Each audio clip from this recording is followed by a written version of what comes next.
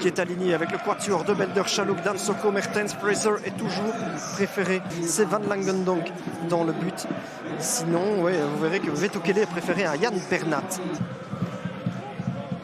On essaie évidemment de les envoyer aux oubliettes de l'histoire. Bon, on doit quand même se focaliser sur le jeu ici avec un coup de coin botté par Van Eno. C'est pas mal travaillé avec une tête et un but via le poteau. Et un but via le poteau pour Westerlo. Est-ce que ce n'est pas le Noël Souma qui a marqué ça? C'est le début de rêve évidemment pour les leaders du championnat et pour Jonas de Roek. Noël Souma qui ne jouait pas beaucoup ces derniers temps. Après à peine 3 minutes de jeu. Oui, c'est lui qui a sauté plus haut que Victor Bono, il faut le faire.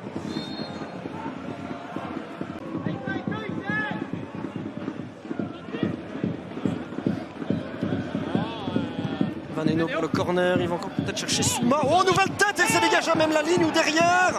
Pas de réaction de Quentin Pirard ni du juge de touche. On revoit Van Eno. La reprise au deuxième poteau, est-ce qu'elle est derrière? Deinz aussi fait face à l'un de ses plus gros tests de la saison. Une équipe leader en mission revanche.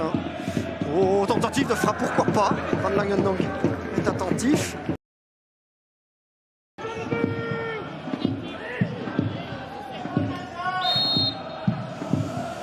C'est parti pour Hendrickson, c'est pas mal travaillé. Van Langendonk, des points. Kuirinen qui tente sa chance, c'est dévié. Van Langendonk repoussant 2 fois. Oh là là, il y a une position de hors-jeu finalement qui est signalée. Mais oui, là, on revoit. D'abord, il sort, oui, sortie autoritaire, il dégage ça à plus de 40 mètres.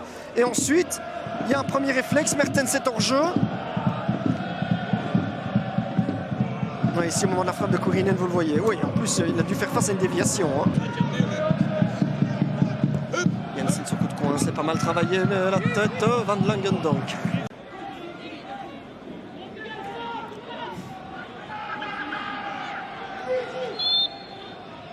Alors, phase arrêtée, c'est parti, c'est directement dedans, c'est incroyable. C'est incroyable, Deinz égalise un but que personne n'attendait. Que personne n'attendait, Christophe Janssens et son pied gauche, l'ancien joueur de Westerlo. Personne n'attendait un but égalisateur comme celui-ci. Il a surpris tout le monde, y compris Van Langendonk, il n'est pas tout petit. Oh, quel coup franc.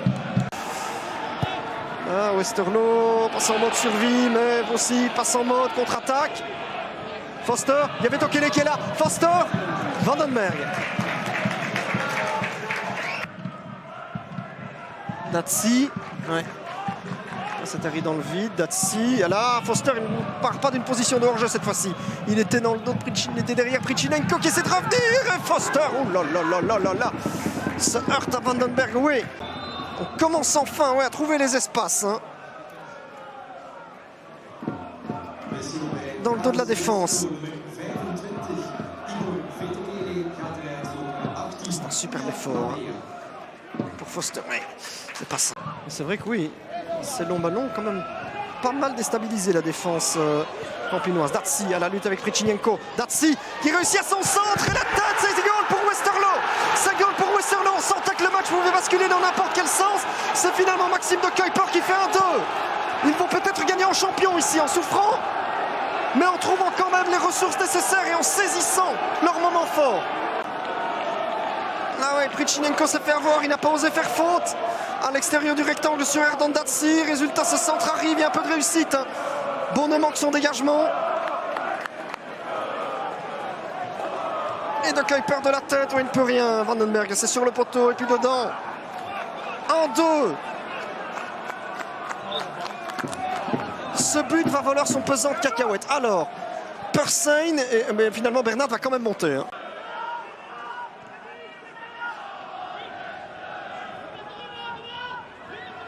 Oh, le Kuiper, ouais, là, il se sacrifie. Il prend rouge, mais oui, mais ça peut se comprendre. Ça peut se comprendre. Là, sa seule idée, c'était d'empêcher. On revoit. Mais oui, ça. Quand je vois ce ralenti, je comprends la décision de Quentin Pirard. Je comprends.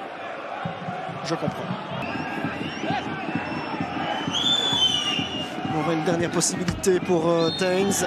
Non, On ne va pas laisser la rentrée suivante. Westerlo s'impose.